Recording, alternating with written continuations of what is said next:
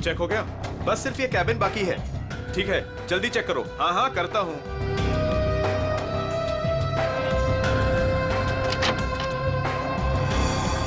चल यार, भूख लगी है। हाँ चलो चलते हैं।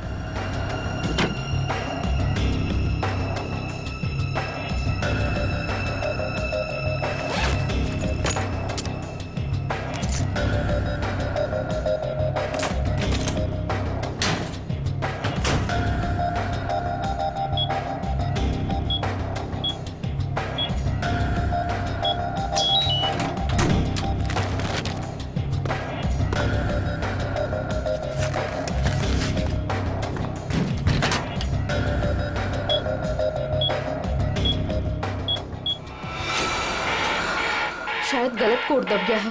अब क्या करूं?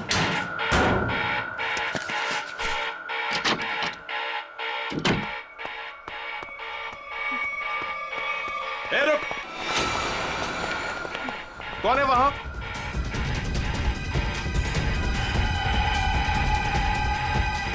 अरे मैडम आप? वो उस तरफ भागा। जी।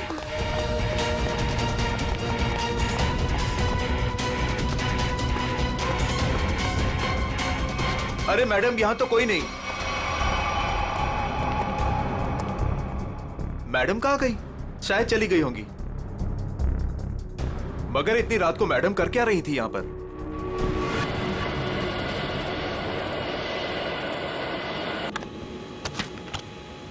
Good morning. Good morning. Good morning. Good morning captain. मुझे कुछ टेक्निकल फॉर्म्स भरने हैं, आपकी हेल्प चाहिए। हाँ क्यों नहीं। हाँ विधि, तब तक तुम सारे कंट्रोल्स चेक कर लो, मैं अभी आया। Yes captain. Thank you.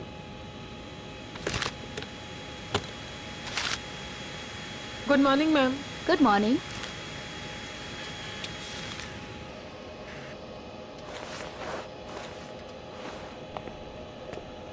Good morning ma'am.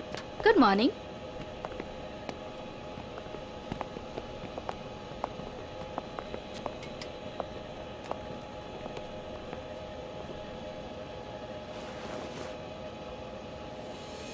देखो सनी, इस वक्त मैं तुमसे कोई बात नहीं कर सकती।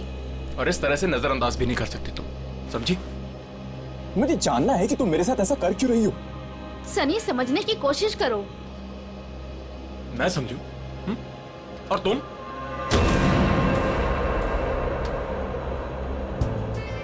Good morning. Good morning sir.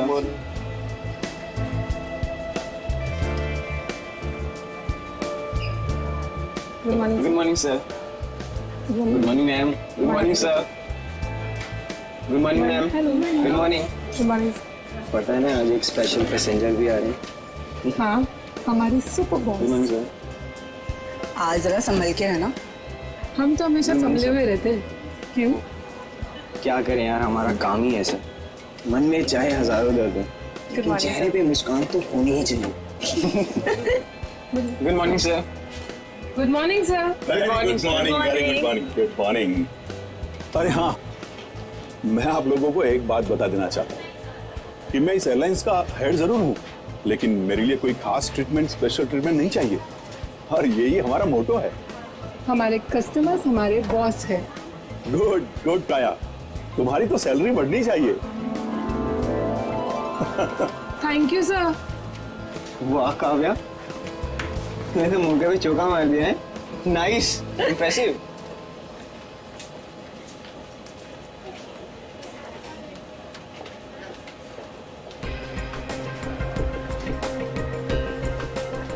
Hi ma'am. Thank you.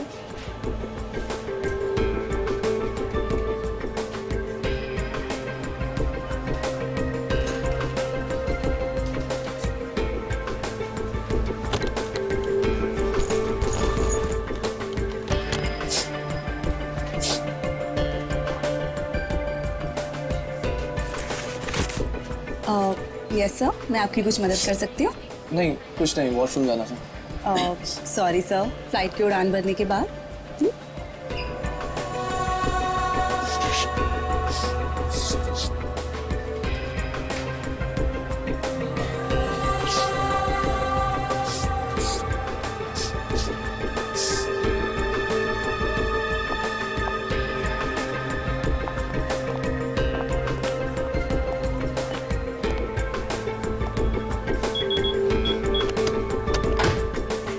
Sunny अब बहुत हो गया। हाँ अरे क्या बहुत हो गया भाई, अभी तो सब शुरू हुआ है। मैं 2 मिनट बाद आऊँ क्या? नहीं सर, सनी तो बस यूं ही।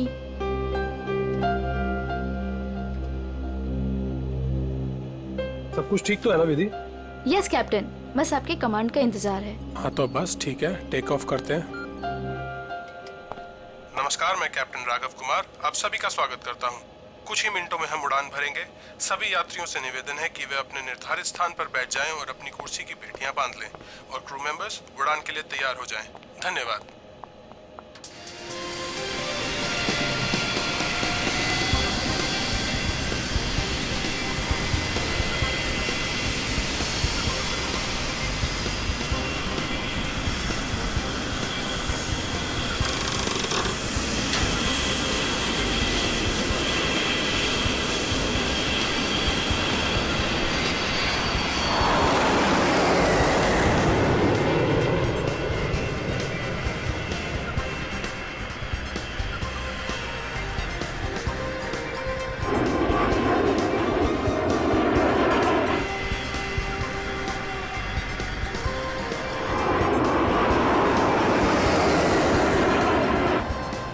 विधि अब तुम रिलैक्स हो जाओ, हम प्रॉपर ऊंचाई पर पहुंच गए हैं। अब मैं ब्रेक लेने वाला हूं तो मैं प्लेन तुम्हारे भरोसे छोड़कर जा रहा हूं। Okay okay sir.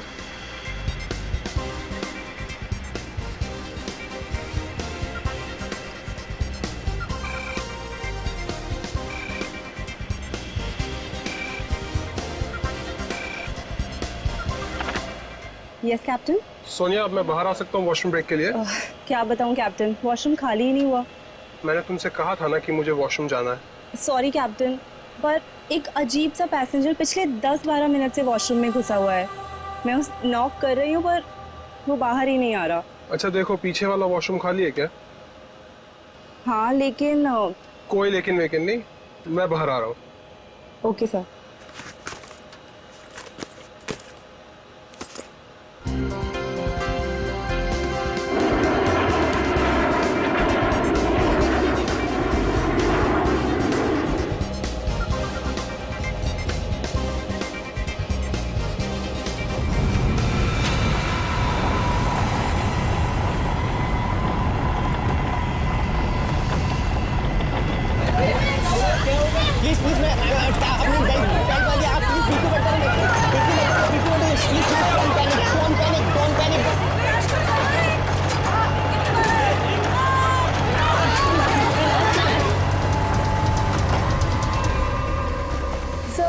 लगता है अचानक से मौसम बदल गया।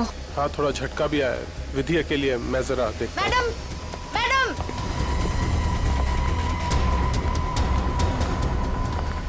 सर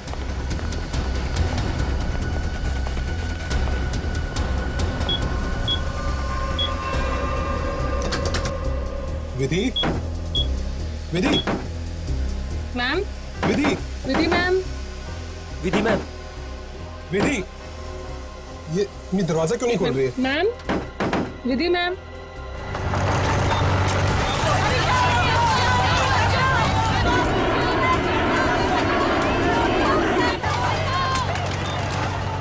विधि मैम, विधि,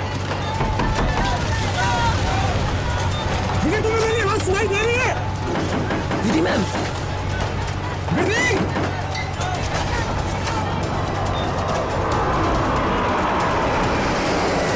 हे भगवान, इन्हें भी अभी वॉशरूम जाना था।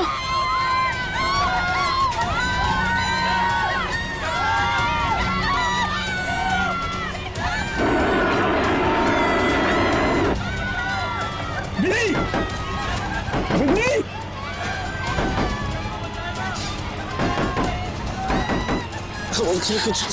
कुछ नहीं। विधि, क्या हुआ कैप्टन? विधि दरवाजा नहीं खोल रही है? 6 मिनट में दरवाजा अपने आप खुल जाना चाहिए। अगर उसने फिर से अंदर से लॉक ना किया हो तो। कैप्टन, मैंने सैटेलाइट फोन से ग्राउंड स्टाफ से संपर्क भी किया, लेकिन वो भी यही कह रहे हैं कि विधि मैम उनको कोई रिस्पॉन्स नहीं कर रही। अभी सिर्फ 1.5 मिनट बचा।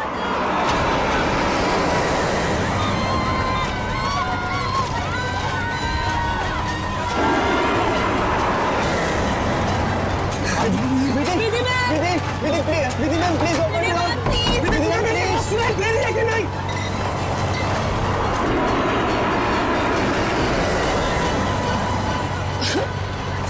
अब क्या होगा? विधि मैम तो दरवाजा ही नहीं खोल रहे।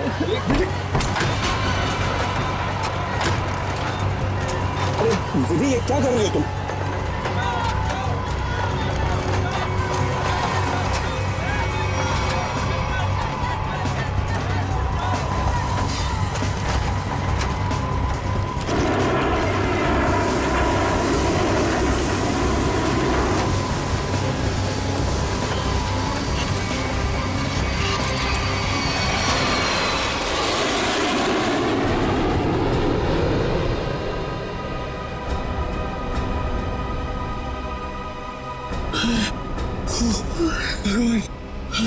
भगवान का लाख लाख शुक्र है कि हम सही सलामत।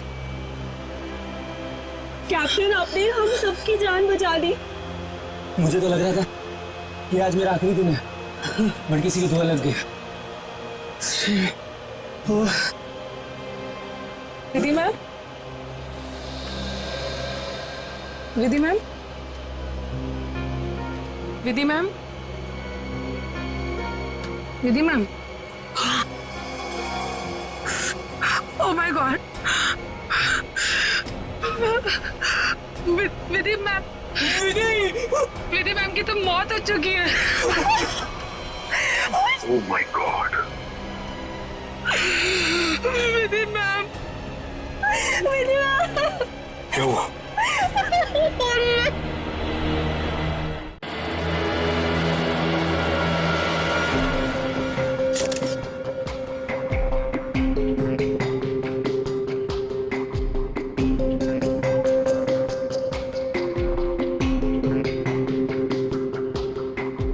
सर लगता है छोटे कैलिबर की गोली मारी गई है इसे। या फिर तेज धार वाली कोई नुकीली चीज छुपाई गई है इसके गर्दन में। जरा चेक करो कोई एक्सीडेंट है क्या।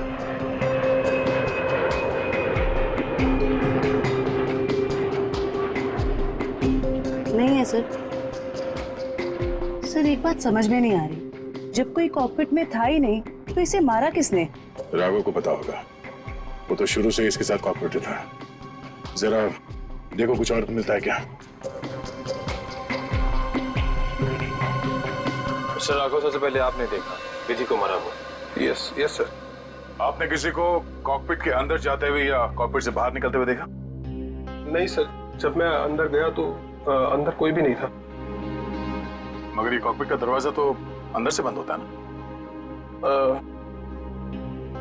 यस यस सर, हम पायलट्स को इंस्ट्रक्शंस दिए गए होते हैं कि कॉकपिट का दरवाजा हम अंदर से ही बंद रखें। तो फिर आप अंदर कैसे घुसे? सर कॉकपिट के दरवाजे पे 6 मिनट का टाइमर सेट होता है। अगर कॉकपिट का पायलट उसे दोबारा लॉक ना करे तो दरवाजा अपने आप खुल जाता है। ओह, इसका मतलब विधि मर चुकी थी, इसलिए 6 मिनट के बाद दरवाजा अपने आप खुल गया। यस यस सर, जब मैं अंदर गया तो विधि पहले से ही अपनी सीट पर मरी पड़ी थी। सर ये कहीं आतंकवादी हमला तो नहीं था? जांच चल रही है, बहुत जल्द सब कुछ सामने आ जाएगा। इसका घाव देखकर लगता है कि गोली या फिर जो भी कुछ इसे मारा गया है वो सामने वाली खिड़की से आई है। पर कैसे? कॉकपिट में तो कोई था ही नहीं।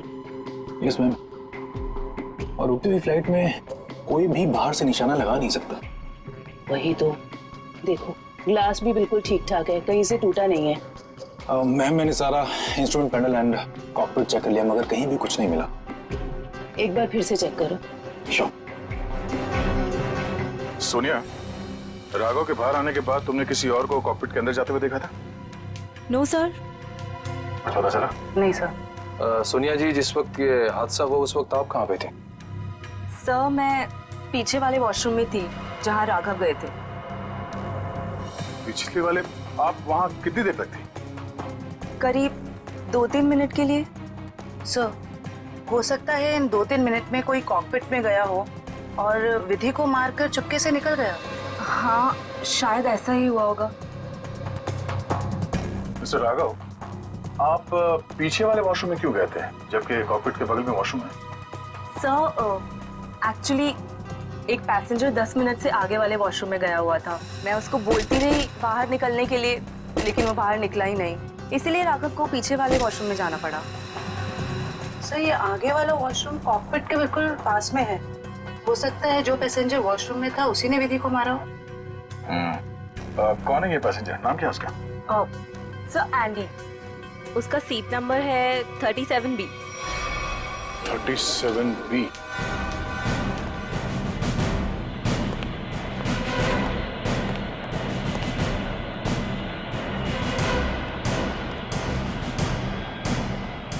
Excuse me. 37. Andy. Yes sir. इधर आओ। क्या हुआ सर? जरा आओ, कुछ बात करनी है।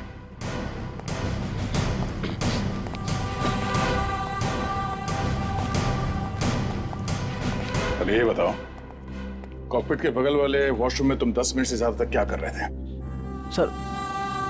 सर मेरा पेट खराब था सर। पेट खराब था तो दवाई तो ली होगी ना? दिखाओ सर। सर दवाई तो नहीं सर। एंडी, पेट खराब होने से ये आंखें लाल नहीं होती और ये हाथ ऐसे कांपते नहीं है। सर वो तो सर नींद नहीं उसके लिए। नहीं, ये ड्रग्स लेने का नतीजा है। नहीं सर, ऐसा तो है। ऐसा तो कुछ भी नहीं सर। हाँ? तलाशी लो इसको, जेब चेक करो और बैग भी चेक करो। सर कुछ भी नहीं मेरे पास सर। चुप खड़े रहो। सर ऐसा क्यों कर रहे हैं मेरे साथ सर? कुछ नहीं किया मैंने सर।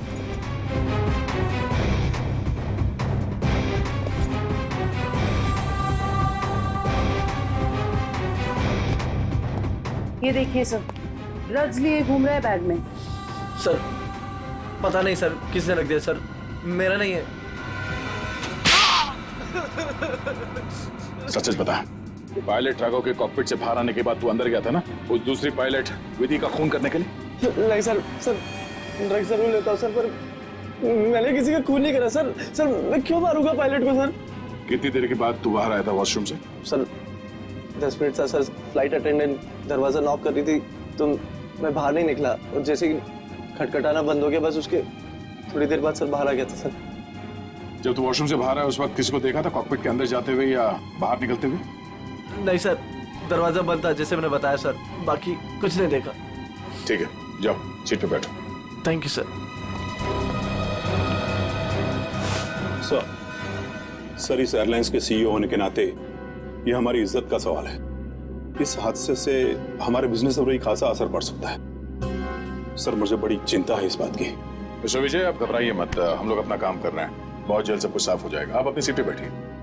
मुझे सीआईडी पर पूरा भरोसा है सर, वो मुजरिम को जल्दी पकड़ लेगी। शुक्रिया, प्लीज। Okay sir.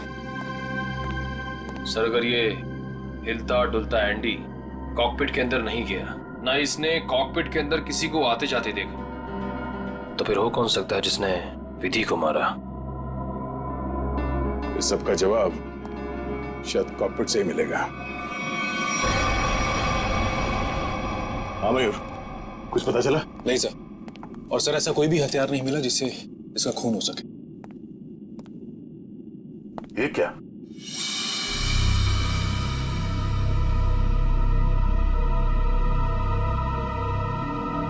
खून? सर विधि की बॉडी का एंगल देख के लग नहीं रहा ये खून विधि का है। सर हो सकता है ये खून खूनी का। विधि का भी हो सकता है। खूनी ने जब उस नुकीले हथियार से विधि की गर्दन में ऐसे वार किया, वापस निकालते समय शायद खून का छींटा यहाँ गिर गया होगा। और अगर खून खूनी का है तो वो जख्मी है और इन पैसेंजर्स में से कोई है। एक काम करो, सैंपल्स उठा लो, फॉरेंसिक भिजवा दो। सर एक और चीज सर, ये देखिए।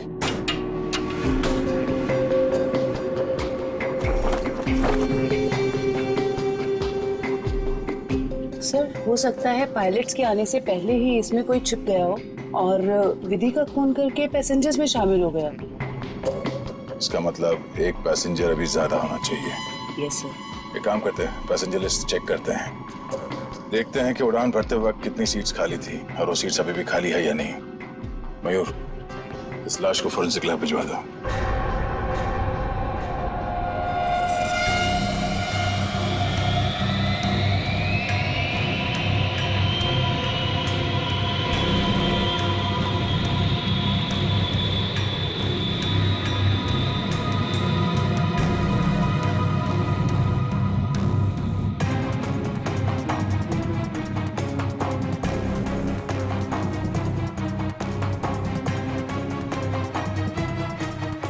सर, चार्ट के मुताबिक जो सीट्स पहले खाली थी वो अभी भी खाली है सर। मतलब इस फ्लाइट में कोई एक्स्ट्रा पैसेंजर्स नहीं है? सर एक बात समझ में नहीं आ रही कि विधि को कोई क्यों मारना चाहता था, आखिर चाहता क्या था मुझे? सर हो सकता है ये मुजरिम इस पायलट को मार के प्लेन को क्रैश करना चाह रहा है। नहीं, मुझे लगता तो नहीं है। फिर क्या वजह हो सकती है सर? उसी बात का जवाब ढूंढना है। अगर वो आदमी प्लेन को क्रैश कराना चाहता था वो दोनों पायलट्स को मारता है। पर सर शायद इसकी जरूरत ही ना पड़ी हो मुजरिम को, क्योंकि सर कॉकपिट में पहले से एक पायलट बंद था जो प्लेन को संभाल रहा था। सर मुजरिम के लिए उसी को मारना काफी होता। राघव तो उस वक्त बाहर था सर। जो आदमी इस प्लेन को क्रैश कराने की साजिश रचेगा उसे ये बात तो मालूम ही होगी कि इस कॉकपिट के दरवाजे में 6 मिनट का टाइमर लगा हुआ है, और इस पायलट राघव का ये प्लेन को बचाना कोई संयोग तो नहीं हो सकता। सर मतलब मुजरिम जानता था कि प्लेन को बचा लिया जाएगा, या मुजरिम प्लेन उड़ाना जानता हो? ये मुजरिम और इस पायलट विधि का जरूर कोई ना कोई निजी मामला है। सारे क्रू मेंबर से फिर से पूछताछ करते हैं। आप लोग विधि के बारे में कुछ बता सकते हैं? उसके किसी के साथ कोई दुश्मनी वगैरह? सर उनका बर्ताव सबसे ही बहुत अच्छा था, उन्हें कोई क्यों मारना चाहेगा? सर विधि ने आज तक किसी के साथ इतनी ऊंची आवाज में बात नहीं की थी, तो मुझे तो नहीं लगता उसकी किसी के साथ दुश्मनी होगी। यस सर, विधि तो बहुत जिम्मेदार एम्प्लॉय थी। सर मैं कुछ कहना चाहता हूँ सर। हाँ बोलिए। आज सुबह जब मैं कॉकपिट में आया तो विधि और फ्लाइट अटेंडेंट सनी, उन दोनों के बीच में कुछ कहासुनी हो रही थी। कैसी कहासुनी? किस बारे में बहस कर रहे थे ये तो मैं नहीं सुन पाया, क्योंकि जब तक मैं वहाँ पहुँचा तो मुझे देख के वो चुप हो गए थे। सर वैसे विधि और सनी एक दूसरे से प्यार करते थे। ओह, तो ये प्यार मोहब्बत का चक्कर है। कहासुनी तो हुई होगी। सनी का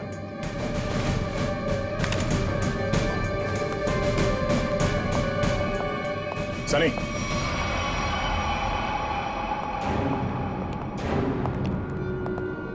क्या बात है सर? नहीं, फ्लाइट की पूरी स्टाफ हमारे साथ थी, तुम साथ में थे नहीं तो तुमसे मिलने चले आए। सर सुबह से जो कुछ भी हुआ उसकी वजह से वैसे ही हम लोग इतने परेशान, और आपने हमें यहाँ फंसा कर रखा हुआ। जांच पूरी हो जाए फिर चले जाना। वैसे सर कब तक पूरी होगी आपकी ये जांच? हमारे कुछ सवालों के जवाब मिल जाए, विधि के खूनी के बारे में पता चल जाए, समझो जांच पूरी। तब तक तो रुकना ही पड़ेगा। और हमारे कुछ सवालों के जवाब भी देने होंगे। क्या आप लोग मुझसे भी सवाल करेंगे? हाँ।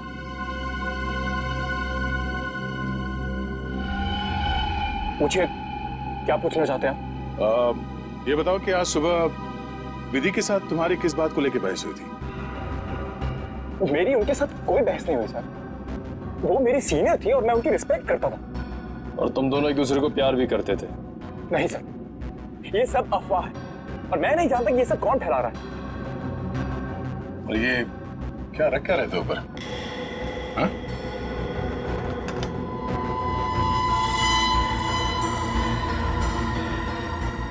प्लेट? इस पे खून लगा है? मैंने कुछ नहीं किया सर। ये मेरा नहीं सर। तुमने मारा ना विधि को? नहीं सर। हाँ? मैंने कुछ नहीं किया सर। कौन? क्यों मारा विधि को? हाँ? मैंने नहीं मारा सर विधि को। मैं सचमुच उससे प्यार करता था सर। वाह, मार खाया तो सच बोलने लगे। अब ये बता, ये चाकू पे ये खून किसका है? विधि का? हाँ? नहीं सर, ये चाकू मेरा जरूर है, इस पर खून विधि का नहीं है सर। फिर किसका है?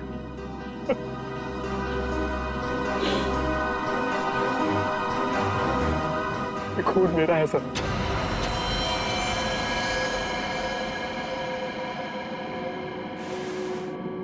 ये देखिए सर। पहले विधि का खून किया तो अपने आप को बचाने के लिए विधि का नाम लिख लिया। मैं बताता हूँ सर कि चाकू पर ये खून कैसे और क्यों आया। विधि, तुम बदल चुकी हो, तुम मुझे नजरअंदाज कर रही हो। ऐसा कुछ भी नहीं है, तुम बेवजह राई का पहाड़ बना रहे हो। विधि, हमारी एंगेजमेंट हो चुकी है और मुझे लगता है कि तुम्हें ये रिश्ता मंजूर ही नहीं है। अगर तुम्हारा बर्ताव ऐसा ही रहा तो मुझे सच में ये रिश्ता तोड़ना पड़ेगा। विधि, मेरा मानना ये है, जो रिश्ते एक बार बन जाते हैं ना, वो मरते दम तक नहीं टूटते।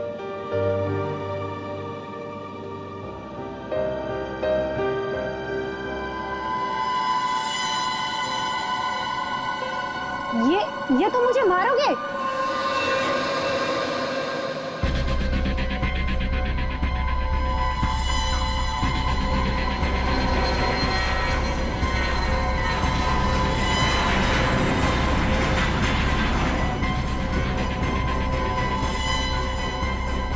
सनी, अब बहुत हो गया। हाँ, लेकिन सर, वो मुझे हमेशा के लिए छोड़कर चली गई। इस चाकू पे लगा खून साबित करेगा कि तू सच बोल रहा है या ये ड्रामा कर रहा है। आसान के विधि की लाश से क्या पता चला? बॉस, विधि के खून में हमें एक बहुत ही खतरनाक जहर के ट्रेसेस मिले, जिसका नाम है मेंजेनिसाइटिस। शरीर में जाते ही बस कुछ ही सेकंड्स में इस जहर ने विधि की जान ले ली। तो क्या चाकू के ऊपर जहर था? नहीं, जहर चाकू पर नहीं था। और बॉस, चाकू पर जो खून लगा हुआ था वो भी विधि का नहीं था। जब खून सनी का ही था, तो फिर विधि के शरीर में जहर आया कहां से? मैं बताता हूं जहर कैसे गया। बॉस,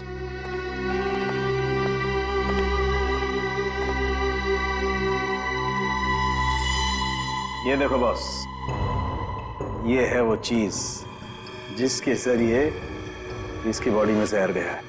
ये सुई जैसी चीज है। हाँ बॉस, ये सुई जैसी चीज इसके गले में विंड पाइप को चीरती हुई सीधी रीढ़ की हड्डी में जाकर के अटकी। तो फिर ये जिसने भी किया है हाथ से नहीं किया है, किसी गन जैसे मैकेनिज्म से ही हो सकता है ये। और सर, जिस एंगल से ये सुई घुसी है, नीचे से ऊपर की तरफ, ऐसा लगता है कि ये सुई विधि के पांव के पास से चली होगी। पांव की तरफ से नीचे से ऊपर की तरफ? तो फिर खूनी वहीं पर बैठना चाहिए था। और अगर खूनी उस कॉकपिट के अंदर था, तो फिर वो बाहर भागा कैसे?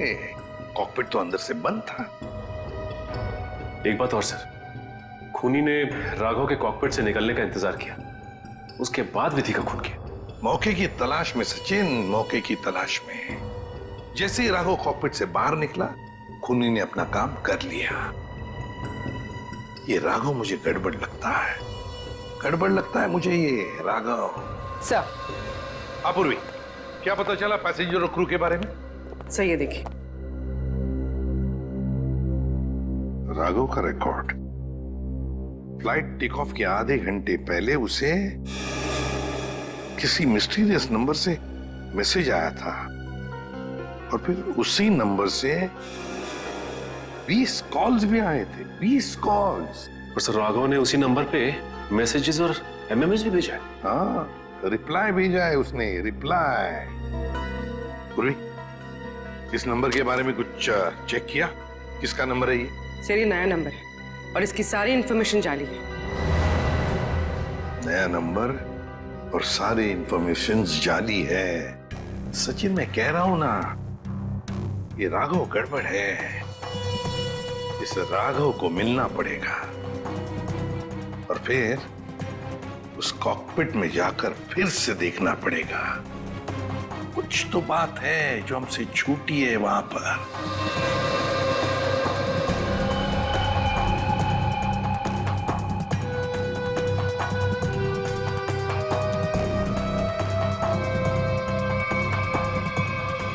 राघव, क्या हुआ?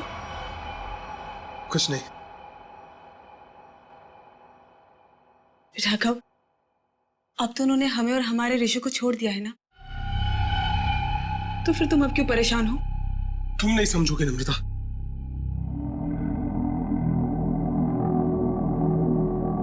अच्छा बता, कौन थे वो लोग? हाँ, और उन्होंने मुझे और हमारे ऋषि को क्यों किडनैप किया था? बताओ। और फिर उन्होंने हमें छोड़ दिया। इस बारे में मैं ज्यादा नहीं जानता हूं नम्रता, और जो कुछ भी हुआ है उसके बाद मैं अपने आप को कभी माफ नहीं कर पाऊंगा। क्यों राघव, क्या किया है तुमने? नम्रता, मैंने धोखा दिया है विधि को।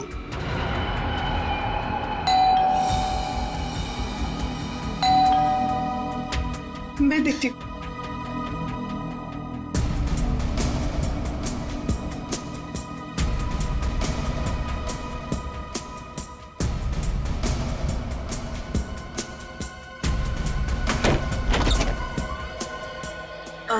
जी आप लोग?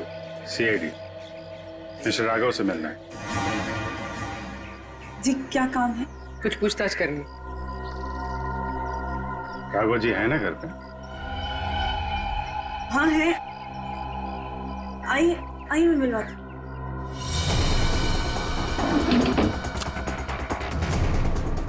आइए सर।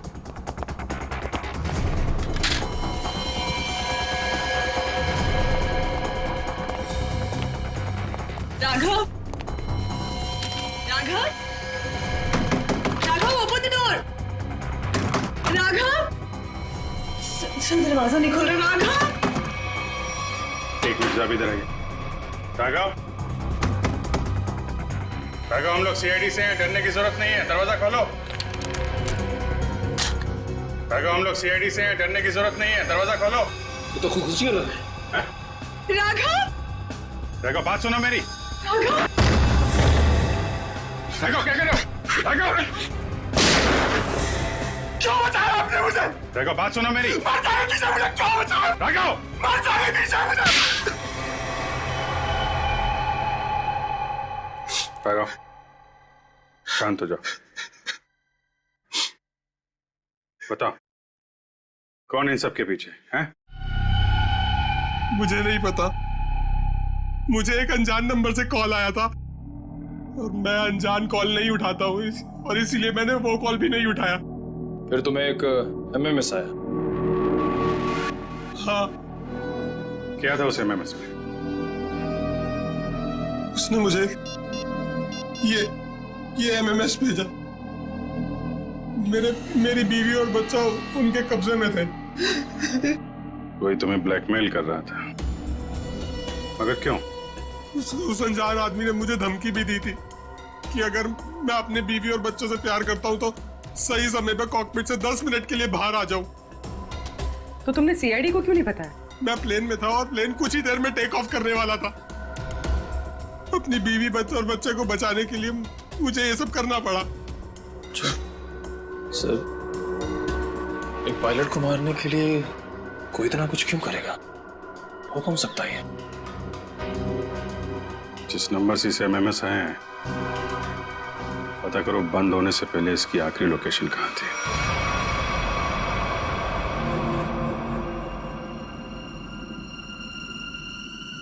सर, ये देखिए सर, ये कूलिंग डिवाइस है सर, जो इस पैनल को ठंडा रखने का काम करता है सर। इसमें कुछ गड़बड़ है क्या?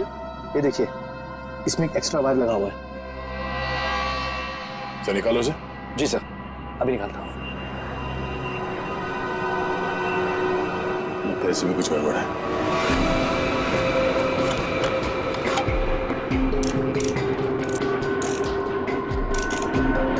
सही रहा।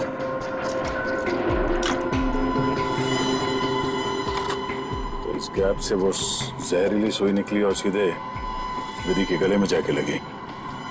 बेचारे ने सीट पर ही दम तोड़ दिया। अच्छा, इसमें कोई टाइमर डिवाइस लगा है क्या, वो नीडल को शूट करने के लिए? जी नहीं सर, इसमें एक लो इंटेंसिटी इंफ्रारेड सेंसर है सर, जो रिमोट में होता है सर। इसका मतलब इस रिग को ट्रिगर करने के लिए किसी रिमोट का इस्तेमाल किया गया है? जी मैम, और उसकी रेंज 100 मीटर के अंदर ही है। और वो रिमोट इस प्लेन के अंदर ही ऑपरेट हुआ होगा, बाहर नहीं। मतलब कोई रिमोट कंट्रोल के साथ प्लेन में बैठा है। सर प्लेन में इतने सारे पैसेंजर्स हैं, किसने ट्रिगर किया होगा ये? सारे पैसेंजर्स को ब्यूरो बुलवाओ, एक एक से अलग अलग पूछताछ करते हैं। सर आखिरी कॉल इसी ऑफिस से किया गया था। देखते हैं। एक्सक्यूज मी, सीआईडी, आप लोगों से कुछ पूछताछ करनी थी। जी सर। बोलिए सर, मैं इस ऑफिस का मैनेजर हूँ। आज सुबह 7 बजे इस ऑफिस में कौन कौन था, आप बता सकते हैं? 1 मिनट सर। क्या बात है सर? आपके प्लेन में जो हादसा हुआ है उसी की जांच पड़ताल चल रही है। हाँ सर, एक के बाद एक हादसे होते जा रहे हैं। क्या? कुछ और भी हुआ क्या? सर, कल रात में ऑफिस में चोरी भी हुई थी। चोरी? हाँ सर, सेफ में काफी सारा कैश और करोड़ों के बॉन्ड्स थे। वो तो अच्छा हुआ कि अलार्म बज गया। वो सिर्फ कुछ डॉक्यूमेंट्स ले जा पाया। कैसे डॉक्यूमेंट्स? एयरलाइन की इंटरनल ऑडिट फाइल और डीजीसीए फाइल थी सिर्फ, जिसमें 1 साल पहले हुए प्लेन क्रैश की इंटरनल इंक्वायरी रिपोर्ट थी। ओह, 1 साल पहले जो प्लेन क्रैश हुआ था उसमें तो काफी लोग मारे गए थे। हाँ सर, उसमें बहुत सारे लोग मारे गए थे। हमारे क्रू मेंबर्स भी मारे गए थे और हमारा पायलट अमित, वो भी मारा गया था। उसी हादसे की उसमें रिपोर्ट थी। चोर पकड़ा गया? नहीं सर, विधि जी ने ही चोर को उस तरफ से भागते हुए देखा था। अब उधर से तो कोई रास्ता ही नहीं है सर। कैसे चोर भागा पता नहीं सर। तो वो चोर विधि ही थी जिसने वो डॉक्यूमेंट चुराए और चोरी का हंगामा मचा दिया। सर, लिस्ट रेडी है। उसकी अब कोई जरूरत नहीं है।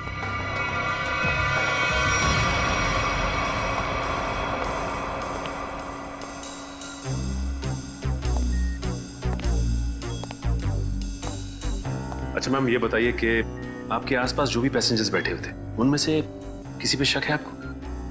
एक्चुअली हाँ, मेरे बगल में एक औरत बैठी थी, वो मुझे कुछ अजीब सी लगी। क्या अजीब लगा आपको? क्या उसके हाथ में कोई रिमोट था या फिर वैसी कोई चीज? हाँ मैडम, एक लड़का था वहाँ पर जो मोबाइल में गेम खेल रहा था और बार बार अपनी सीट पर उछल रहा था। मुझे तो लगता है जो कुछ भी हुआ है उसी की वजह से हुआ है और उसी ने किया है। कैसे? नहीं, ऐसा कुछ तो नहीं था, मगर उसके नाखून बड़े बड़े थे और वो बार बार अपने नाखूनों को देख रही थी। फिर मुझसे पूछती है, आपकी उम्र क्या है? तो? अरे भला कोई अपनी असली उम्र बताता है ना? अजीब सी बात। सर, मेरा तो सब कुछ छीन लिया उस खोरी ने। काश कि मैंने उसे देखा होता सर, तो मैं उसे उसी वक्त खत्म कर देता। मैं जितना जानता हूँ उतना आपको बता चुका। अगर मुझे पता होता कि ये सब होने वाला है तो मैं कभी उस फ्लाइट में बैठता ही नहीं। सर, हमारी तो अभी भी शादी हुई है, हम तो आपस में ही खोए हुए थे। हाँ जी सर, आपस में बात कर रहे थे और अपने फोन से सेल्फी ले रहे थे। और हमारा ध्यान तो तब गया जब फ्लाइट ने जर्क लिया सर। ठीक है, आप लोग जा सकते हैं। जी सर, थैंक यू। एक मिनट। हाँ सर। जी सर। आप लोगों ने जो फोटोज खींची थी वो मैं देख सकता हूँ? हाँ सर, क्यों नहीं सर। हाँ जी, ये लीजिए सर।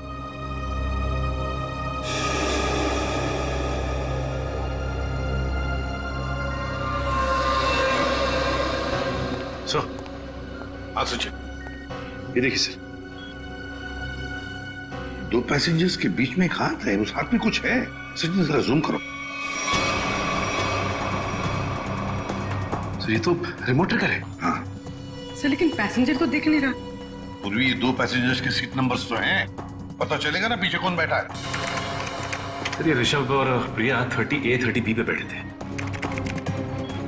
सचिन, ये देखो इस फोटो को। फोटो ऐसे इस एंगल से खींचा गया है तो इन दोनों के बीच में दिखती है सीट नंबर 31A। जिसका भी हाथ है वो 31A वाला पैसेंजर का है। 31A पे कौन है देखो। मिस्टर अनुपम। उठाओ इस अनुपम को। एक्सक्यूज मी, हमें अनुपम से मिलना है। कौन? हमारा प्यून? पियोन है वो? कहाँ है वो? जी, अभी मैंने उसे एक फाइल दी है 2nd फ्लोर पे कैबिन में देने के लिए। Okay, thank you. हाँ। अरे डार्लिंग, मैं आ जाऊंगा। अरे डार्लिंग से बाद में मिलना, पहले हमसे मिल लो अनुपम जी। कहाँ भाग रहे इतना जल्दी? हाँ?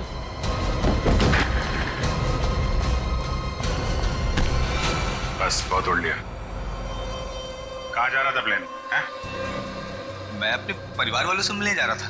प्लेन से? इतने पैसे थे तुम्हारे पास? बचा के रखे थे मैंने पैसे। बचा के रखे थे?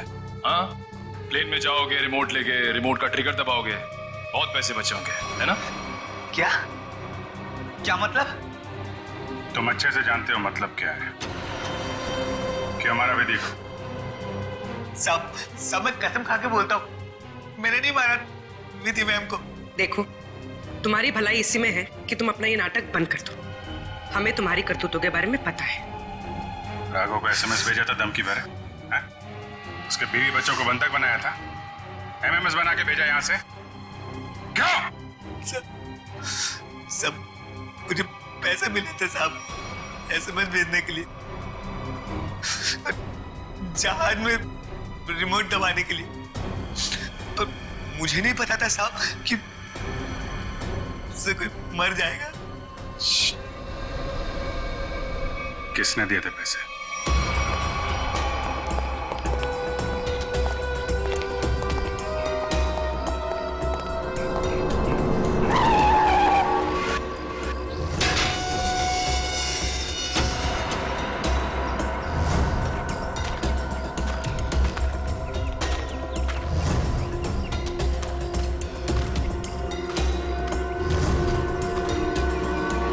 खेल खत्म हो गया तुम्हारा विजय।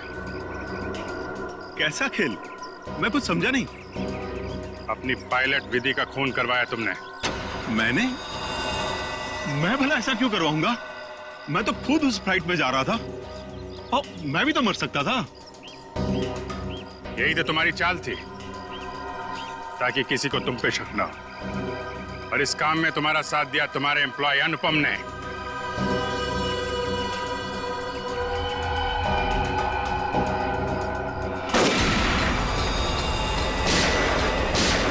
मैं ठीक हूँ सर।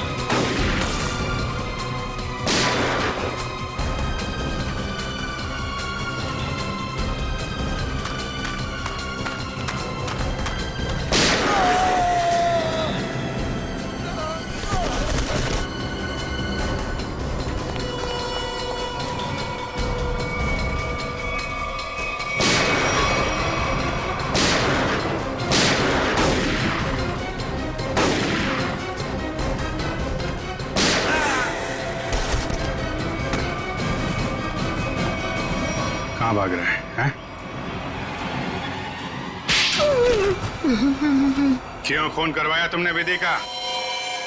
सर 1 साल पहले हमारी एयरलाइंस का एक एयरक्राफ्ट क्रैश हो गया था और हमने साबित कर दिया था कि वो क्रैश पायलट अमित की लापरवाही की वजह से हुआ था। लेकिन अमित विधि का दोस्त था और विधि इस बात की सच्चाई को मीडिया के सामने लाना चाहती थी सर। कैसे सच्चाई का खुलासा करने वाली थी वो? हाँ? सर वो प्लेन क्रैश हमारे एयरक्राफ्ट में खराबी की वजह से क्रैश हुआ था और हमारी तकनीकी टीम ने चेतावनी भी दी थी हमें कि इसमें सुधार किए बिना इसे न उड़ाया जाए। और इससे पहले कि विधि दुनिया के सामने ये सच्चाई लाती, तुमने खून करा दिया उसका। सर जब हमें पता चला कि विधि ने वो डॉक्यूमेंट्स चुरा लिए।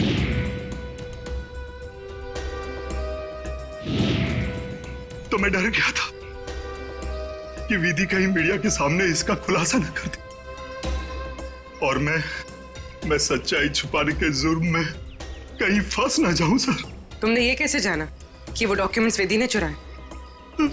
वो कई दिनों से हमारे दूसरे साथी स्टाफ से पूछताछ कर रही थी इसके बारे में और मुझे इस बात का पता चल चुका था। अब जेल जाने की तैयारी करो, प्लेन क्रैश की सच्चाई छुपाने और विधि के खून करने के जुर्म में शायद फांसी होगी तुम्हें।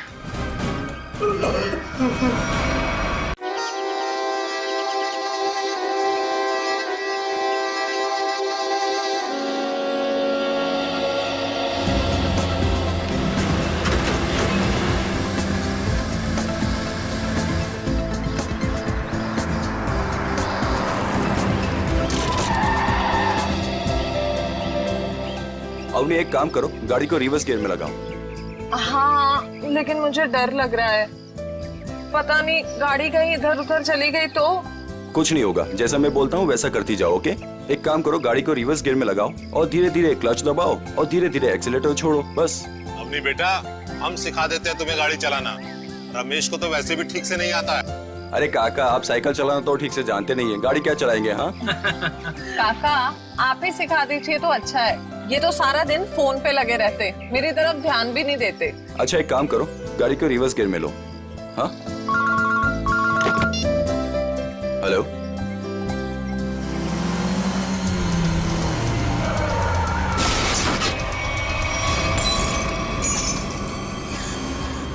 अवनी ये तुमने क्या कर दिया? हाँ, बदबू कहां से आ रही है?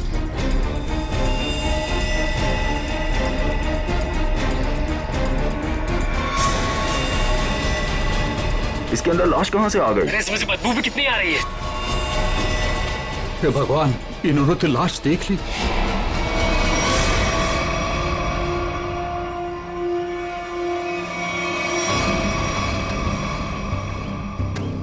इस मूर्ति का बेस तो एकदम अच्छे से बनाया गया है, कोई लापरवाही की गई ऐसा लगता तो नहीं है।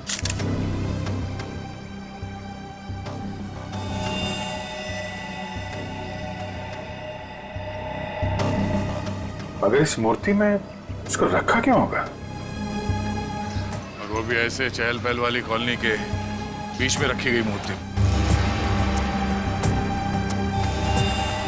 वो भी ऐसे कॉलोनी के बीचों बीच जहां पे इतनी चहल पहल है।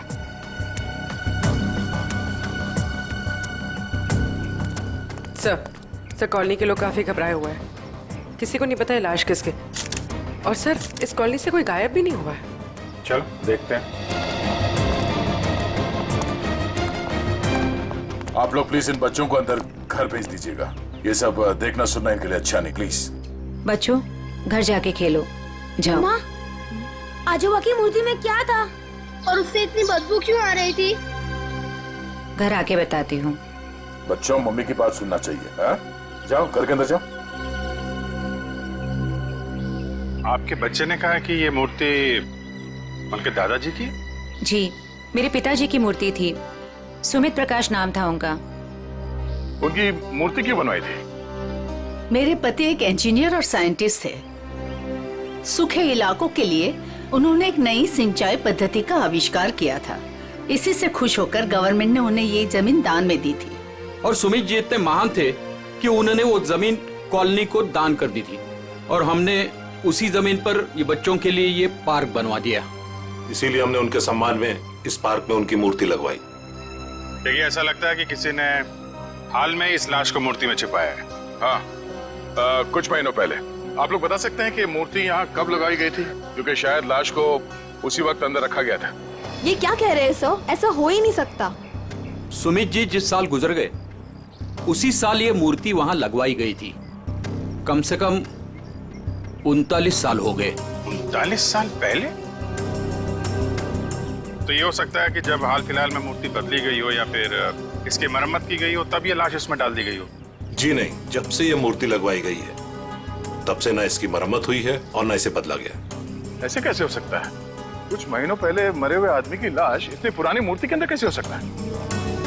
शायद ऐसा हुआ हो कि रात के अंधेरे में ये काम हुआ हो और आप लोगों को पता नहीं चला। पूर्वी, जरा वॉचमैन से पता करें। सर, इस कॉलोनी में करीब 200 फैमिलीज रहती है। अगर किसी ने रात को पुतला बदला होता, किसी ने तो देखा होता, लेकिन यहाँ तो किसी ने कुछ देखा ही नहीं। सर, यहाँ पर 2 वॉचमैन हैं, एक दिन में ड्यूटी करता है और एक रात में, और दोनों का ही कहना है कि किसी ने भी मरम्मत का काम होते हुए नहीं देखा।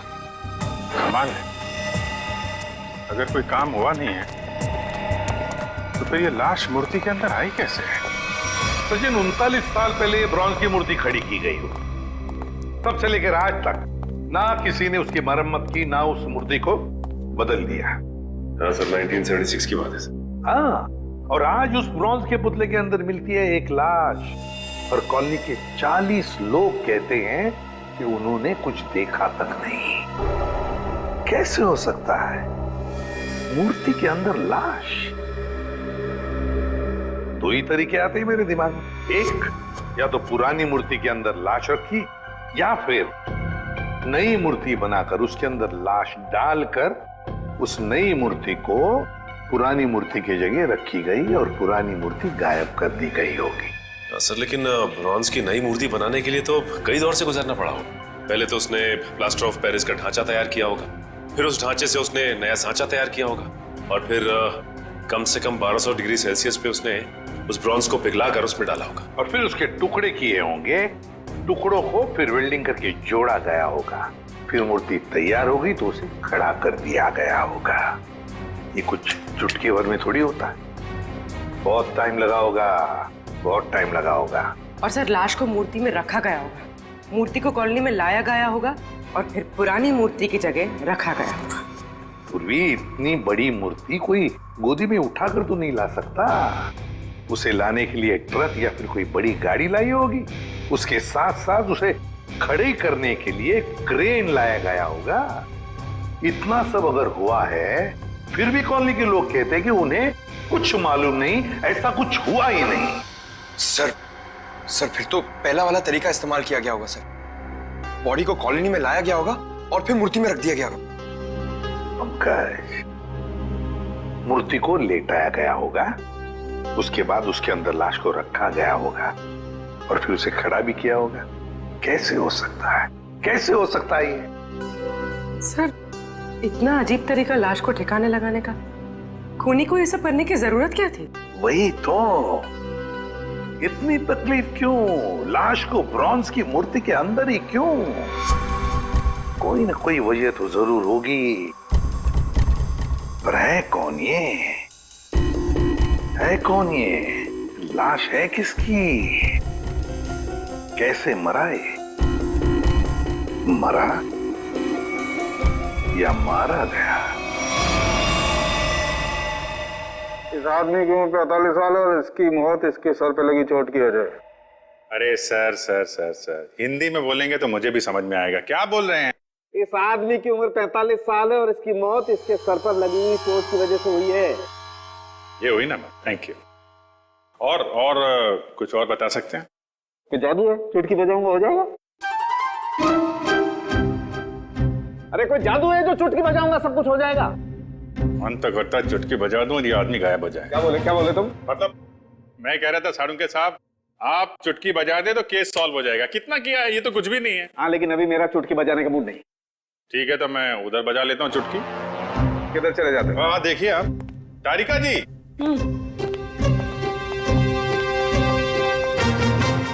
कुछ मिला आईडी वाईडी आपको? ना आईडी ना वॉलेट, कुछ नहीं। और ये कपड़ों की हालत देखो। भाई साहब, बज गई चुटकी। लेकिन मैं आपको एक चीज बता सकती हूँ। अरे वाह, अब बजी चुटकी। मुझे मालूम था तारिका जी, आप मुझे कभी निराश नहीं करेंगे। बताइए। मैं आपको ये बता सकती हूँ कि ये लाश कितने समय तक उस मूर्ति में थी। अच्छा, कितने समय से? ये लाश ब्रॉन्ज की मूर्ति में बंद थी, वातावरण के प्रभाव में आए बिना। कुछ टेस्ट के बाद ये पता चला है कि 2 महीने से ये लाश उस मूर्ति में बंद थी। ओह, मतलब इस आदमी का खून 2 महीने पहले हुआ है। लगता तो ऐसा ही है। लेकिन सर, किसी ने इस लाश को देखा किसी ने उस मूर्ति में रखते हुए? कॉलोनी वाले बता रहे थे कि मूर्ति 39 साल पुरानी है। डॉक्टर साहब, आप ये बता सकते हैं ये मूर्ति नई है या पुरानी है? ये मूर्ति 39 साल पुरानी नहीं है, नई है। ओह, मतलब इस मूर्ति को वहां पे ट्रक में लाया गया होगा। किसी ने ट्रक को देखा कैसे नहीं? मुझे नहीं पता। सालू के साहब, किसी ने उस क्रेन को कैसे नहीं देखा जिसके जरिए उस मूर्ति को अपनी जगह पे रखा गया? मुझे नहीं पता। सालू के साहब, उस मूर्ति में वेल्डिंग कब और कैसे की गई? मुझे नहीं पता, मुझे नहीं पता, मुझे नहीं पता। ठीक है सर, मुझे लगता है लाश की गंध की वजह से सालूम के साहब का दिमाग खराब हो गया है। क्या बोल रहा है? क्या बोल रहा है? क्या बोल रहा है? क्या बोल रहा है? देखो, मुझे परेशान मत करो, मुझे इस लाश का चेहरा भी बनाना है। Don't disturb me. सर, आपसे कोई सवाल नहीं करेंगे, आप चेहरा बनाइए। चलो, एक बात तो ये पता चल गई कि मूर्ति नई है और किसी ने उसमें लाश रखी है। और कैसे सर? कैसे और कब का पता बाद में लगाएंगे। पहले ये पता लगाना है कि ये नई मूर्ति बनाई किसने।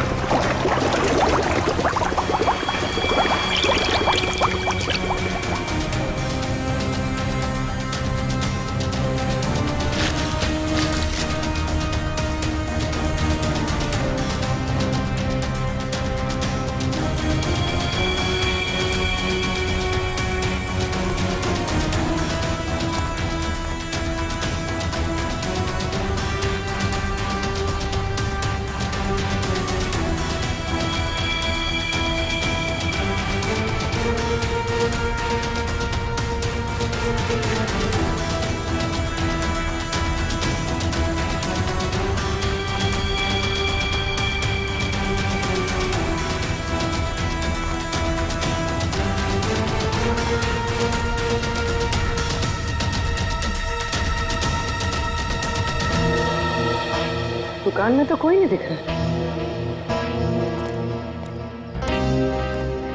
वाह, एक खूबसूरत लड़की मेरे दुकान पे। सीआईडी से हूँ मैं। तो क्या हुआ? लगता है तुम्हारा दिमाग ठिकाने पे नहीं है मिस्टर कुमार। क्या? कुमार? मैं किसी कुमार सुमार को नहीं जानता और न मैं कुमार सुमार हूँ। तुम निशित कुमार नहीं हो जिसकी ये दुकान है? ओह, इस दुकान के पहले वाले मालिक निशित कुमार, उनकी बात कर रहे हैं ना? पहले वाला मालिक? हाँ, निशित कुमार का 2 महीने पहले खून हो गया।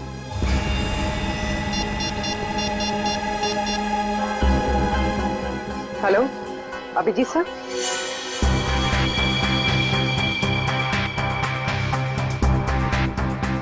तारिका, बन गया ना चेहरा?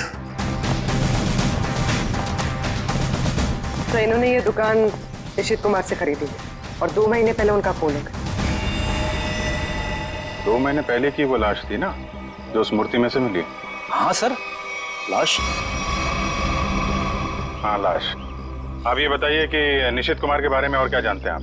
सर, मुझे ज्यादा पता नहीं है। उनकी माली हालत भी ठीक नहीं थी और कई सालों से उनके पास कुछ काम भी नहीं था।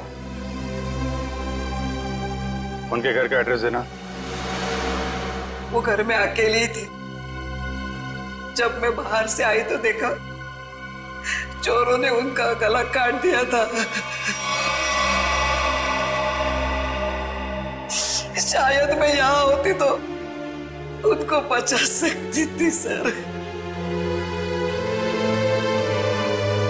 हम आपकी तकलीफ समझ सकते हैं अर्चना जी, पर क्या आप बता सकती हैं कि क्या क्या चोरी हुआ था? कुछ नहीं,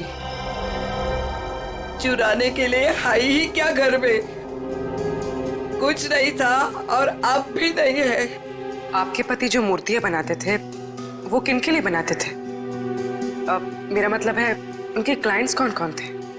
मुझे पता नहीं, लेकिन उनकी सारी चीजें वो अलमारी में रखते थे।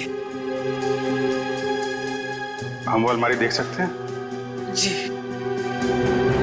अलमारी देख लो जरा।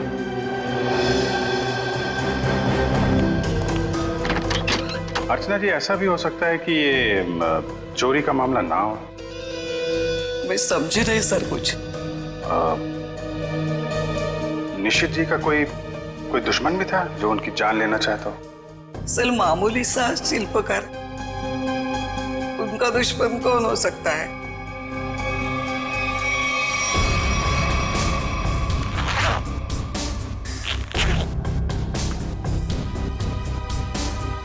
सर, हाँ बेट। इस फाइल में मूर्तियों की बहुत सारी न्यूज़पेपर कटिंग है सर। वो जो सारी मूर्ति बनाते थे ना, उसका सारा रिकॉर्ड इसी फाइल में रखते थे। और सर ये देखिए। तो ये मामला है, सुमित जी की मूर्ति भी इन्होंने बनाई थी 1976 में। अर्चना जी, मूर्ति बनाने वाले अक्सर अपनी बनाई हुई मूर्तियों का एक ढांचा अपने पास रखते हैं कि अगर मूर्ति टूट फूट जाए तो दोबारा बना सके। निशित जी भी ऐसा करते थे क्या? हाँ हाँ, उसके वो सारे ढांचे पिछले बाजू रखते थे। हम वो जगह देखना चाहेंगे।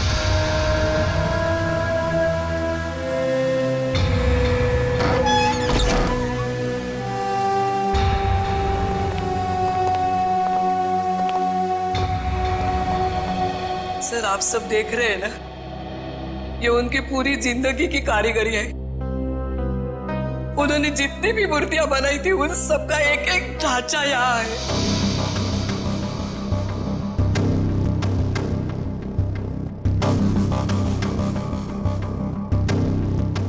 वो वाला नहीं दिख रहा है? कौन सा वाला? वो सुमित जी की जो मूर्ति का ढांचा है। वो उस तरफ होना चाहिए।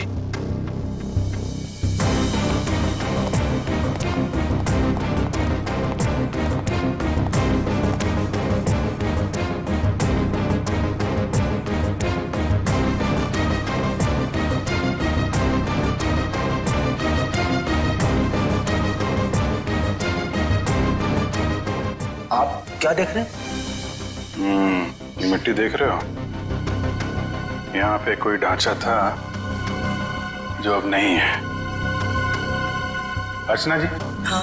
वो सुमित कुमार जी की मूर्ति का ढांचा यहीं पे था? हाँ यही था। ले गए। सर आपका मतलब उन चोरों से थे नहीं? सुमित कुमार जी की मूर्ति का ढांचा चोर चुरा के ले गए। ऋषि जी का खून इस ढांचे की वजह से हुआ है। लेकिन सर, सुमित जी की मूर्ति का ढांचा चुरा के चोर क्या करेंगे? उस ढांचे की मदद से सुमित जी की नई मूर्ति बनाई गई और उस लाश को उसमें डाल दिया गया। लेकिन सर हमें कैसे पता चलेगा वो लाश किसकी है? साड़ू के साहब लगे हैं ना लाश का चेहरा बनाने में। एक बार चेहरा बन जाए सारी कहानी सामने आ जाएगी। हाँ डॉक्टर साहब, बन गया चेहरा?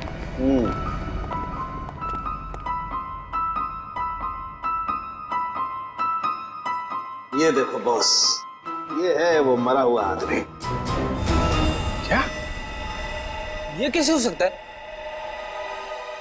डॉक्टर साहब, ये क्या मजाक है? भाई साहब, मैं मजाक नहीं कर रहा हूँ, यही है उस आदमी का चेहरा, ऐसा ही दिखता है वो। मैं जानता था, मुझे बिल्कुल पता था ये कुछ ऐसा करेंगे जिससे सारा केस उलट जाए। क्या बात कर रहे हो यार तुम? मैं ऐसा क्यों करूंगा? क्या हो गया तुम्हें? अभिजीत, ये क्या कह रहे हो तुम? ये उसी आदमी का चेहरा है। सर मजाक क्यों करेंगे? क्योंकि डॉक्टर साहब ने जो चेहरा बनाया है वो मूर्ति का चेहरा है, सुमित जी का चेहरा है जो 39 साल पहले मर चुके हैं। इस चेहरे में सिर्फ मूंछ लगाना बाकी है। क्या बात कर रहे हो? ये आप बताइए, आपने बनाया है चेहरा? तो मैंने तो वही बनाया है जो मुझे खोपड़ी ने बताया। मैंने तो मूर्ति देखी भी नहीं है यार। तो आप देख लीजिए, ये मूर्ति है। ये तो वाकई वही चेहरा है जो मैंने बताया। ऐसा कैसे हो सकता है? सर, ये आदमी 39 साल पहले मर चुका है। आज जिंदा होता तो 80 साल का होता। और आपने कहा था ना कि ये मरा हुआ आदमी 45 साल का। कैसे पॉसिबल है? आई एम सॉरी बॉस, मुझे छुट्टी चाहिए। वो आप देखो सर। पहले हम ये पता लगाने की कोशिश कर रहे थे कि लाश को मूर्ति में रखा कैसे गया। अब हमें ये पता लगाना है कि सुमित जी की लाश सुमित जी की मूर्ति में आई कैसे और क्यों। सर कुछ पता चला उस लाश के बारे में? देखिए उसी के बारे में हम लोग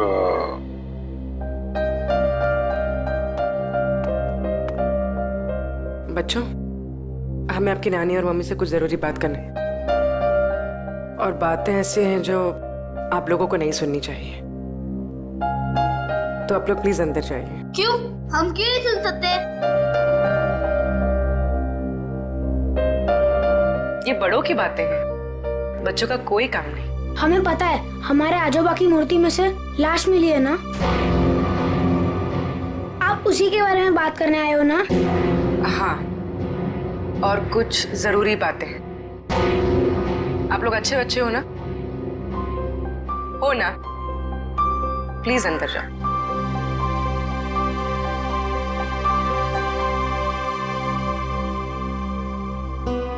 सर बताइए ना, क्या पता चला आप लोगों को? एक्चुअली इस केस की जांच को लेकर हम थोड़ी उलझन में हैं और हमें लगता है कि आप सुलझा सकती हैं इस उलझन को। कैसी उलझन?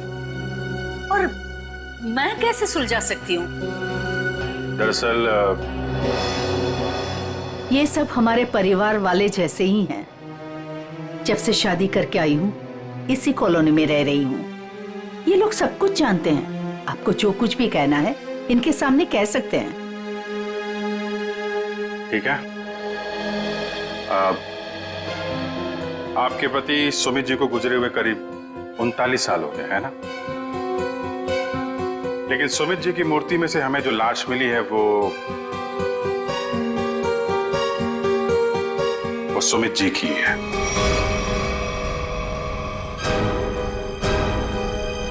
ये कैसे हो सकता है? ऐसा ही हुआ है, ये देखिए।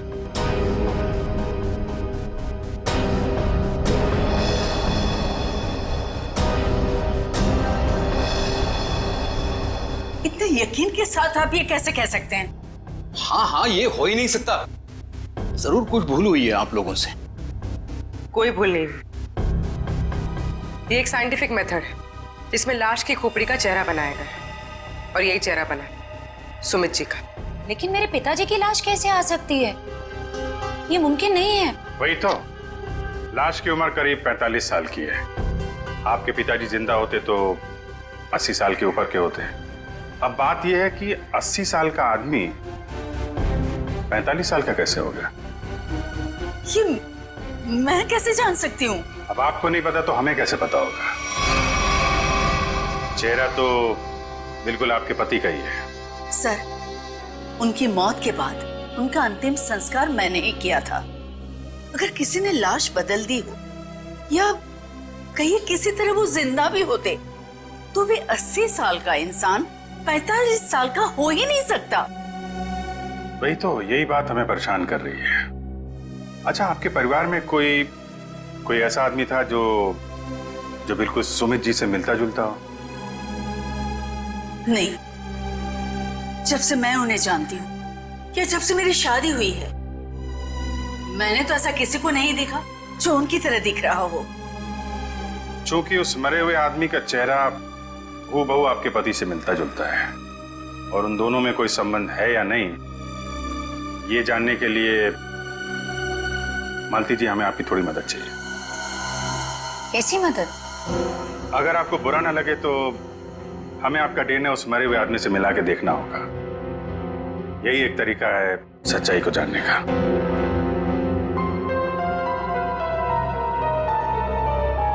ठीक है, मैं तैयार हूँ, क्योंकि हम भी इस सवाल का जवाब चाहते हैं।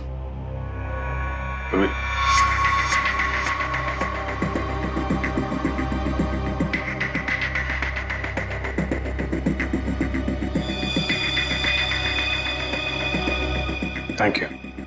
हम फिर मिलेंगे, पर तब जब आपके साथ मिलेंगे।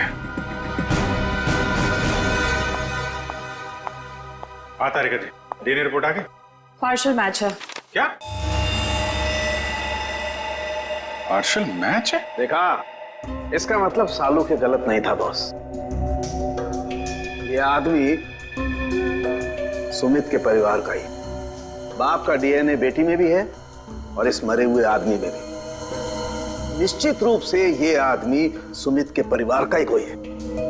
अगर ये सुमित का रिश्तेदार है तो किसी ने इसे पहचाना कैसे नहीं? कोई तो होगा जो इसे पहचानता। ये बड़ी चौंकाने वाली बात है। आपने जो इसका चेहरा बनाया था उसकी फोटो हमने अखबार में भी भेजी, लेकिन ऐसा कोई भी आदमी सामने नहीं आया जो इसे पहचानता हो। अगर ये इसी शहर में था तो किसी ने तो इसे देखा होगा, कोई तो होगा इसके पहचान वाला। तारिका जी, आप तो जीनियस हैं।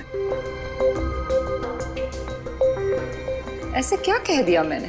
केस सॉल्व कर दिया।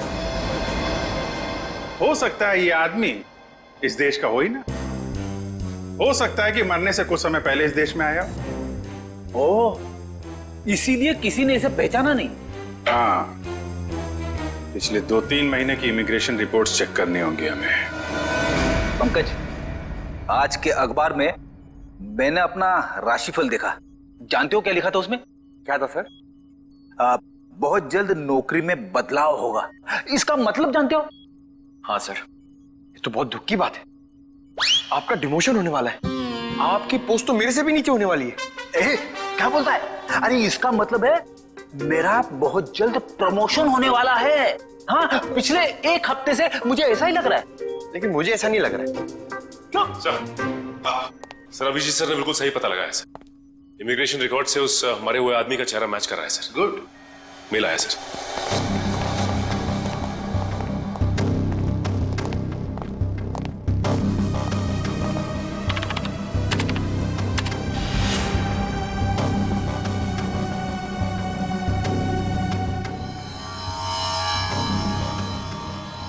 सचिन, ये तो बिल्कुल सुमित जैसे ही दिखता है। इसका नाम ब्रेंडन है, उम्र 45 साल और 2 महीने पहले यूके से आया था सर। मतलब आते ही मौत हो गई उसकी। सर इसका नाम तो अंग्रेजों जैसा है पर लगता है इंडियन है। इस ब्रेंडन का घर का पता, फोन नंबर कुछ है? हाँ सर, जरूर। पूर्वी, इस नंबर पे फोन करो। घर का ही फोन नंबर होगा ही। उसके माता पिता से बात करो, मगर सावधानी से। शायद उन बेचारों को पता भी नहीं होगा ब्रेंडन के साथ क्या हुआ है। और देखो बातचीत में कुछ पता चलता है क्या इस ब्रेंडन के बारे में। सर। हाँ सर, मैं सीआईडी छोड़ रहा हूं। अब और बर्दाश्त नहीं होता। मैं पागल हो जाऊंगा। क्यों? ऐसा क्या हो गया? इस केस में बहुत कंफ्यूजन है और सबसे बड़ी बात तो यह है कि वो आदमी अंग्रेज निकला। मेरा दिमाग फट जाएगा सर। मैं भी छुट्टी पे जा रहा हूं सालू के साथ। अभी जाओ, अभी जाओ, इसी वक्त बोरिया भी सरा बांधो, निकल जाओ सीआईडी से। जाओ और कुछ समय बिताओ अपनी बीवी के साथ, शायद कुछ अकल आ जाएगी। जाओ। सर, आपका राशिफल तो सही निकला। नौकरी में बदलाव मतलब आपका रेजिग्नेशन, इस्तीफा।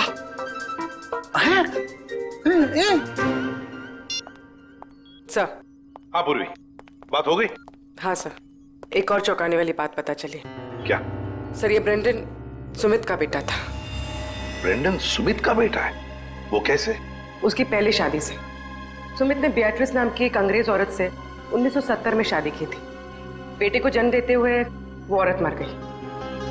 बीवी की मौत के बाद उसका दिल टूट गया और वो अपने इस बेटे को लेकर इंडिया वापस आना चाहता था, लेकिन उसकी बीवी के घर वालों ने बच्चे को आने नहीं दी। इसलिए बच्चे को नाना नानी के पास छोड़कर वो इंडिया आ गया। और इंडिया में आने के बाद उसने अर्चना से शादी की और अपनी पिछली जिंदगी मिटा दी, किसी को कुछ भी नहीं बताया। और इसीलिए सुमित के इस बेटे ब्रेंडन के बारे में यहाँ पे किसी को भी कुछ पता नहीं था। Yes sir. हाँ, लेकिन ये ब्रेंडन इंडिया आया क्यों आया ये? सर, अपने नाना नानी की मौत के बाद उसे अपने पिता के बारे में पता चला, तो अपने पिता के परिवार वालों के बारे में जानने के लिए वो इंडिया आया था। कोई आदमी अपने परिवार के बारे में जानने के लिए इंडिया आता है और यहां पर उसका खून हो जाता है। नहीं नहीं नहीं नहीं, ये कोई और ही चक्कर है। सर, अब इस ब्रेंडन के खूनी तक हम कैसे पहुंचेंगे? शुरू से शुरू करके। सॉरी सर, आपका मतलब क्या था? एयरपोर्ट से पंकज, एयरपोर्ट से। जैसे ब्रेंडन एयरपोर्ट पर उतरा, पता लगाएंगे वो कहां गया, कैसे गया, किससे मिला।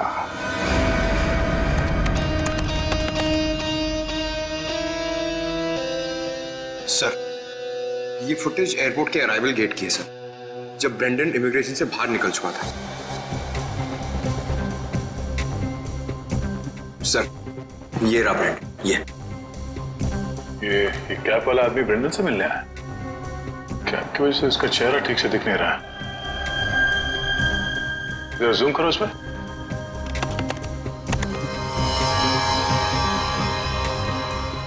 ऐसा लगता है कि जानबूझकर ये आदमी अपना चेहरा छुपा रहा है। ये चाहता नहीं है कि उसका चेहरा कैमरे पे कैप्चर हो। आगे बढ़ो। सर, ये दोनों तो पार्किंग की तरफ गए। इसका मतलब इस कैप वाले आदमी की गाड़ी पार्किंग में है। एक काम करो, इन दोनों के बाहर निकलने से आधे घंटे तक जितनी भी गाड़ियां एयरपोर्ट के पार्किंग लॉट से बाहर निकली है, उन सब के डिटेल्स निकालो। पता चल जाएगा इस कैप वाले की कौन सी गाड़ी है। सर, वो आदमी ब्रेंडन को जब एयरपोर्ट की पार्किंग में लेके गया, उसके आधे घंटे बाद तक ये सारी गाड़ियां बाहर जाती रही सर। बस वे ठीक है। एक एक को फोन करो और पता लगाओ किस पैसेंजर को इन्होंने एयरपोर्ट से पिकअप किया और कहां जाके छोड़ा। हेलो जी, मैं सीआईडी से इंस्पेक्टर सचिन बोल रहा हूँ। अच्छा, ये बताइए कि 15 फरवरी को आपकी कार इंटरनेशनल एयरपोर्ट पे गई थी किसी को छोड़ने के लिए? आप क्या करने गए थे? किसी को छोड़ने गए थे?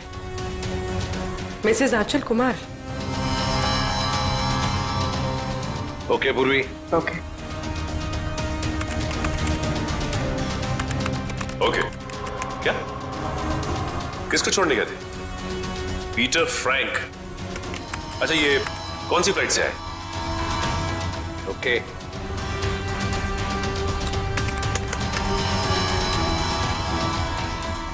मिस्टर डिसिल्वा,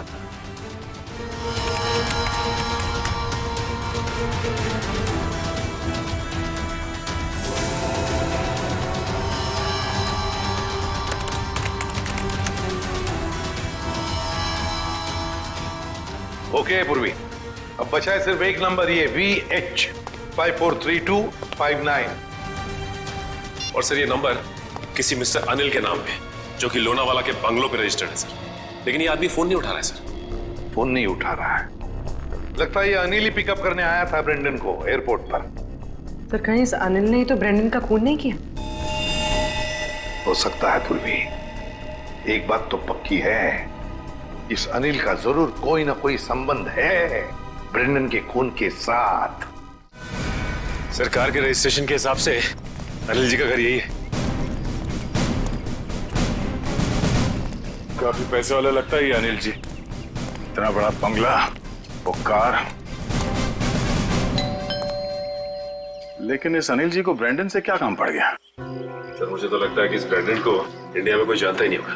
तो ब्रेंडन को इंडिया में कोई जानता नहीं था तो ये अनिल एयरपोर्ट क्यों गया था उन्हें लेने? उसके बाद ये ब्रेंडन गायब कहाँ हो गया? कोई दरवाजा खोल क्यों नहीं रहा? जी, कौन है आप लोग और क्या चाहिए? आपके मालिक अनिल जी से मिलना है। कहाँ है वो? वो नहीं है। आप क्यों पूछ रहे साहब? देखिए, बेमतलब परेशान मत करिए, नहीं तो अभी पुलिस को फोन कर देंगे। हम लोग सीआईडी से हैं। सीआईडी? सीआईडी कहाँ से?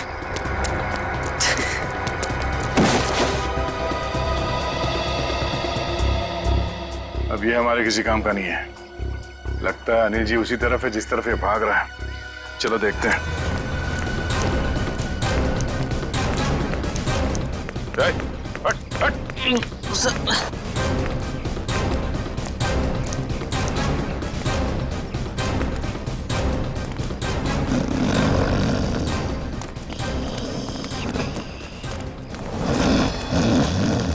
लगता है यही अनिल जी है। अनिल जी, मालिक और नौकर एक साथ शराब पी रहे थे यहाँ पे। अनिल जी, अनिल जी, जी। हम ये जानने आए हैं कि कुछ महीने पहले आप ब्रेंडन को एयरपोर्ट से लेकर कहाँ गए थे? एयरपोर्ट? ब्रेंडन? मैं कुछ नहीं समझ पा रहा यार, क्या बोल रहे हो तुम? हम ये कह रहे हैं कि ब्रेंडन को लेके आप एयरपोर्ट से आए थे और ये हमने सीसीटीवी फुटेज में देखा है।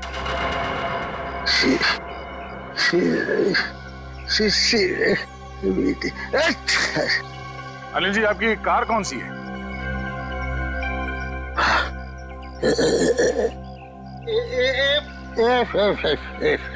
सच्चाई तो ये है कि ना तो ये बंगला आपका है और ना ही वो कार।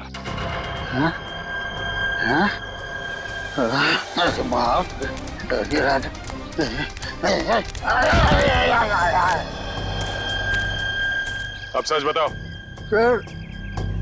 सर मैं कुछ नहीं जानता सर मैं तो एक मामूली सा वॉचमैन हूँ सर, वॉचमैन। ये मेरा मालिक है ना, मालिक, उसने अपना बंगला और कार मेरे नाम पर कर दिया सर।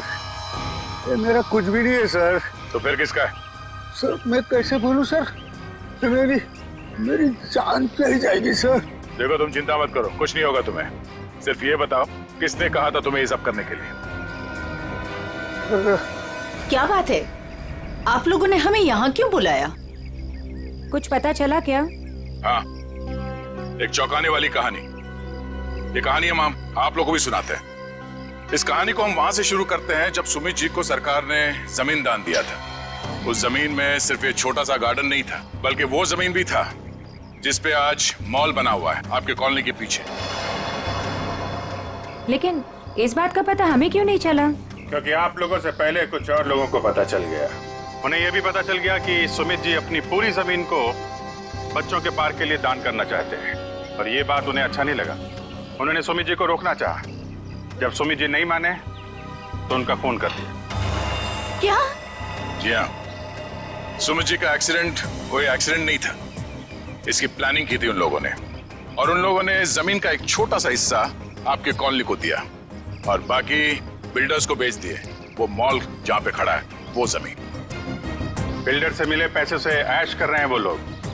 उनके पास देश विदेश में बहुत सारे घर हैं, बंगलो हैं, ढेर सारी गाड़ियां हैं, और ये बात किसी को नहीं पता, उनके दोस्तों और परिवार वालों को भी नहीं। और सुमित जी का बेटा ब्रेंडन जब अपने परिवार वालों से मिलने इंडिया आया तो उसे भी मार दिया गया। क्यों, ये हमें मालूम नहीं। और फिर बेटे की लाश को पिता की मूर्ति में छुपा दिया। अब ये कैसे किया है ये हम जानना चाहते हैं। लेकिन वो कौन लोग हैं? यही हैं वो लोग। सच तो ये इसी कॉलोनी में रह रहे हैं, धोखे और खून से कमाए हुए पैसों पर ऐश कर रहे हैं, लेकिन हम उन्हें जानते हैं।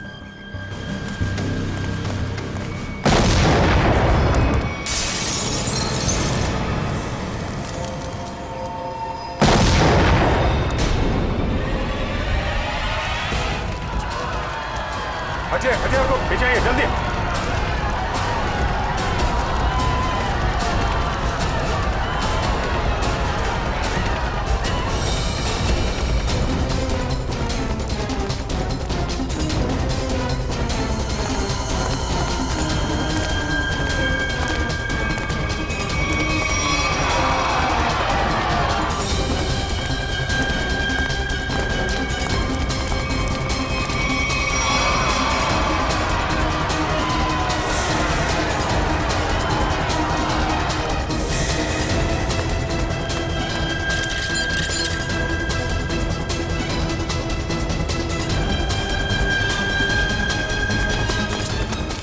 आनंद, आनंद संभालना यार। अरे अरे क्या हो रहा है ये?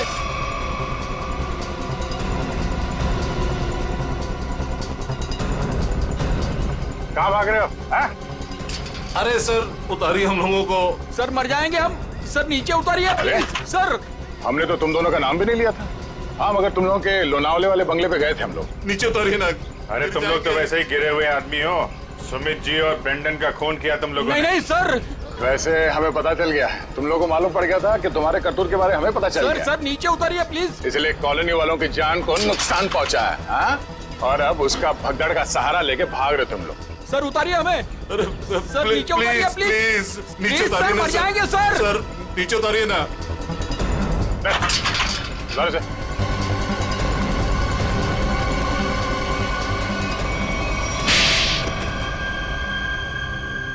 लेकिन वो तो आपके दोस्त थे, फिर आपने उनको क्यों मार दिया? क्योंकि इनके लिए पैसा दोस्ती से ज्यादा मायने रखता है। लेकिन ब्रेंडन को क्यों मारा? सर एक्चुअली हम उसे मारना नहीं चाहते थे। हम उसे एयरपोर्ट से सीधा हमारे खाली पड़े हुए फ्लैट पे लेके गए। हमने सोचा था हम उसके बाप के मरने की झूठी कहानियां सुनाकर उसको यूके वापस भेज देंगे, और उसने हमारी वो बातें सुन ली थी जिसमें हमने सुमित को मारने का जिक्र किया था, इसके लिए उसको मारा सर। लेकिन उसकी लाश मूर्ति में क्यों छुपाई? हम नहीं चाहते थे कि उसकी लाश किसी भी हालत में सीआईडी को मिले। अगर हम उसे जलाते, दफनाते या किसी तालाब झील में उसकी लाश छोड़ देते तो एक न एक दिन तो लाश मिल ही जाती ना। फिर तो हम पकड़े जाते। इसलिए हमने उसकी लाश सुमित की मूर्ति के अंदर डाल दी थी ताकि कोई ढूंढ ना सके। इसीलिए तुम लोगों ने निशित को मार दिया और उसके गोडाउन से सुमित जी के पुतले का ढांचे को चुरा लिया और नई मूर्ति बनाई, हाँ? लेकिन तुम लोगों ने मूर्ति जब बदली तो कॉलोनी वालों को कैसे नहीं पता चला? वो सर हमने एक दिन पूरे कॉलोनी वालों को रात के खाने की दावत दी थी और हमने उनके खाने में नींद की गोलियां डाल दी थी। अच्छा, जब सारी कॉलोनी सो गई तो पुरानी मूर्ति की जगह नई मूर्ति रख दी। अगर अवनी अपने कार से उस मूर्ति को ठोकर नहीं मारती तो इनके काले कारनामों से पर्दा नहीं हटता। लेकिन सच्चाई में एक ताकत होती है जो कभी छुपती नहीं, और जुर्म में भी वही कमजोरी होती है, वो भी कभी छुपती नहीं। इन्हें हमारे हवाले कर दीजिए, इन्हें सजा हम देंगे। हाँ सर, इन्होंने हमें धोखा दिया है, ये हमारे गुनहगार है। नहीं सर, हमें अरेस्ट कर दो, ये लोग मार डालेंगे। हमें अरेस्ट कर लीजिए सर। तुम्हें सजा देने का हक अगर हमारे हाथ में होता तो हम तुम्हें इनके हवाले कर देते। हमारे हाथ बंधे हुए हैं, वरना निखिल, पंकज ले जाओ इन्हें।